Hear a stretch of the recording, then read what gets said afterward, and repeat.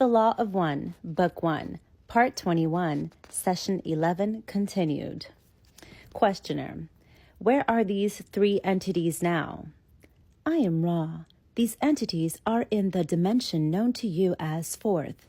Therefore, the space-time continua are not compatible. An approximation of the space-time locus of each would net no actual understanding. Each chose a fourth density planet which was dedicated to the pursuit of the understanding of the law of one through service to self. One in what you know as the Orion Group, one in what you know as Cassiopeia, one in what you know as Southern Cross. However, these loci are not satisfactory. We do not have vocabulary for the geometric calculations necessary for transfer of this understanding to you. Questioner: who went to the Orion Group? I am Ra, the one known as Genghis Khan. Questioner: what does he presently do there? What is his job or occupation? What does he do? I am Ra. This entity serves a creator in its own way. Questioner: is it impossible for you to tell us precisely how he does this service? I am Ra. It is possible for us to speak to this query. However, we use any chance we may have to reiterate the basic understanding learning that all beings serve the Creator. The one you speak of as Genghis Khan at present is incarnate in a physical light body which has the work of disseminating material of thought control to those who are what you may call crusaders. He is, as you would term this entity, a shipping clerk. Questioner: what do the crusaders do? I am Ra. The crusaders move in their chariots to conquer planetary mind, body, spirit, social complexes before they reach the stage of achieving social memory. Questioner: at what stage does a planet achieve social memory? I am Ra. A mind, body, spirit social complex becomes a social memory complex when its entire group of entities are of one orientation or seeking. The group memory lost to the individuals in the roots of the tree of mind then becomes known to the social complex, thus creating a social memory complex. The advantages of this complex are the relative lack of distortion in understanding the social beingness and the relative lack of distortion in pursuing the direction of seeking, for all understanding distortions are available to the entities of the society. Questioner: then we have crusaders from Orion coming to this planet for mind control purposes. How do they do this? Ra: as all, they follow the law of one, observing free will. Contact is made with those who call. Those then, upon the planetary sphere, act much as do you to disseminate the attitudes and philosophy of their particular understanding of the law of one, which is service to self. These become the elite. Through these, the attempt begins to create a condition whereby the remainder of the planetary entities are enslaved by their own free will. Questioner: can you name any of the recipients of the Crusaders, that is, any names that may be known on the planet today? I am Ra. I am desirous of being in non-violation of the free will distortion.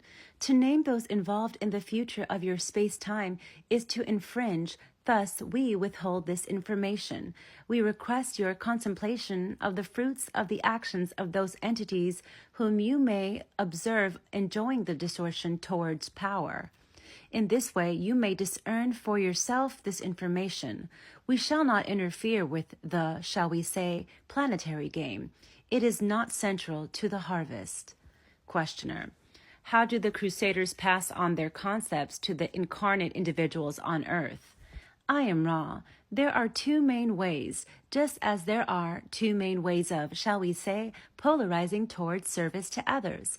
There are those mind-body-spirit complexes upon your plane who do exercises and perform disciplines in order to seek contact with sources of information and power leading to the opening of the gate to intelligent infinity.